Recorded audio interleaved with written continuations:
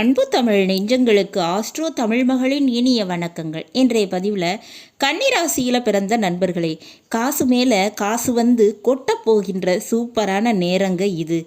தனக்காரகன், புத்திரக்காரகன், தங்கத்துக்கு காரகன் என்று சொல்லப்படக்கூடிய குரு பகவான் அதிசார உச்சத்தால் உங்களுடைய வாழ்க்கையில் இனி 2 விஷயத்தில் கவலை வேண்டாம்ங்க.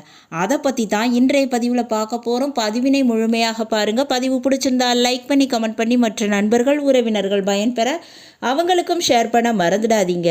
இதுவரை நம்முடைய ஆஸ்ட்ரோ தமிழ் மகள் சேனலை சப்ஸ்கிரைப் பண்ணாத நண்பர்கள் சப்ஸ்கிரைப் பண்ணி கூடவே தெரிகிற பெல்லைக்கான கிளிக் பண்ணி ஆல் ஆப்ஷன்ஸும் செலக்ட் பண்ணி வச்சுக்கோங்க. ஏற்கனவே கன்னிராசியில் பிறந்த நண்பர்களுக்காக ராகு கேது பயிற்சி பலன்கள் மற்றும் சனி வக்ர பயிற்சி பலன்கள் பதிவு செஞ்சாச்சு. பதிவினை பார்க்காதவங்க டிஸ்கிரிப்ஷனில் லிங்க் இருக்குது, போய் பார்த்து பயனடைஞ்சுக்கலாம். சேனலை விசிட் பண்ணியும் நீங்கள் இந்த பதிவுகளை பார்த்துக்கிடலாம். கன்னி ராசியில் பிறந்த நண்பர்களே, 2025ஆம் ஆண்டில் உங்கள் ராசியை விட்டு கேது பகவான் விலகிட்டார்.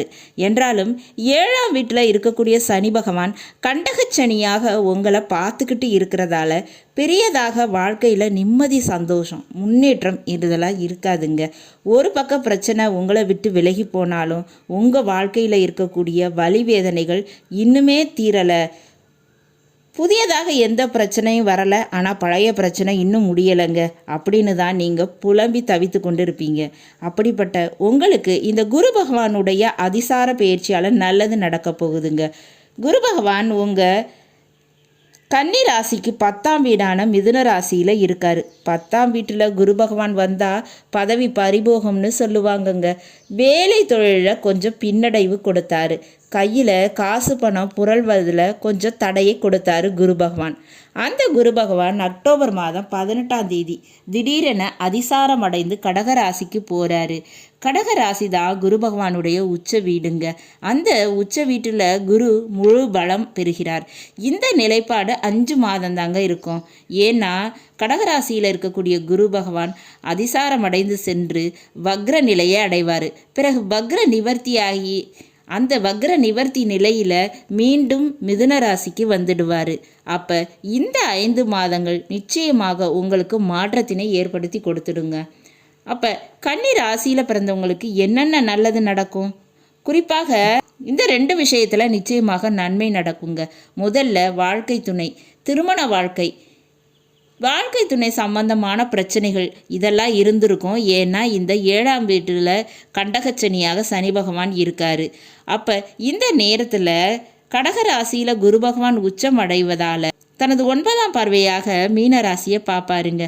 அப்போ நிச்சயமாக வாழ்க்கை துணை விஷயத்திலையும் திருமண வாழ்க்கை விஷயத்திலும் பெரியதான மாற்றம், நிம்மதி, சந்தோஷம் கிடைக்குங்க. உங்கள் வாழ்க்கை துணைக்கு வேலை கிடைக்கிறது, அதன் மூலமாக பொருளாதார நன்மையும் கிடைக்குங்க. அப்போ வாழ்க்கை துணை விஷயத்தில் நிம்மதியும் உண்டு, நன்மையும் உண்டு. 2ஆவதாக பார்த்தோம்னா உங்கள் கன்னிராசியை பொறுத்த வர கடன் பிரச்சனையில் பெரியதளவு மாட்டி இருப்பீங்கங்க. அப்படிப்பட்ட கடன் பிரச்சனைக்கு தீர்வு என்ன அப்படின்னா, காசு பணம் கையில் புரளணும், லாபம் கிடைக்கணும் இல்லையா? அப்போ இதுவரை கடனாக வாங்கி தவித்த நீங்கள் இனி லாபமாக உங்கள் வருமானமாக சொத்து பங்காக உங்களுக்கு பணம் கிடைக்க போகுதுங்க. 11ஆம் வீட்டில் குரு பகவான் உச்சத்தால் இருப்பதால் மிக முக்கியமாக இந்த நேரத்தில் பிள்ளைகளுக்கு வேலை வாய்ப்பு, தொழில் அமைஞ்சு அதன் மூலமாக நன்மை கிடைக்கும். வாழ்க்கை துணை மூலமாக வருமானம் கிடைக்கும். தொழில் வேலை விஷயத்தில் மிகப்பெரிய லாபம் கிடைப்பது உறுதிங்க. இனி தொழில் விஷயம் நல்லதாக தான் நடக்கும், லாபம் கிடைக்கும். 2ஆவது திருமண வாழ்க்கை அமையுங்க. அதுக்கு வாய்ப்பு நிறைய பேருக்கு உண்டு. திருமண வாழ்க்கையில் தோல்வி அடைஞ்சு தனிமரமாக இருக்கிறவங்களுக்கு 2ஆம் திருமணம் நடக்கும். ஏன்னா 11ஆம் வீட்டில் குரு பகவான் இருக்கார். திடீரென 2ஆம் வாழ்க்கை கிடைக்கிறதுக்கு குரு பகவான் வழி செய்வாருங்க. அவருடைய 5ஆம் பார்வையானது விருச்சக ராசியின் மீது உங்களுக்கு 3ஆம் வீட்டின் மீது பதியுதுங்க. நிச்சயமாக நீங்கள் எதிர்பார்த்த மாற்றமும் வெற்றியும் உங்களுக்கு கிடைக்கும். நில விஷயத்தில் கோர்ட்டு கேஸு பிரச்சனை, சொத்து விஷயத்தில் கோர்ட்டு கேஸு பிரச்சனை, அல்லது ஒரு லாண்ட் ஆர்டர் போலீஸ் கேஸு இருந்துச்சுன்னா அதில் வெற்றி உங்களுக்கு கிடைக்குங்க.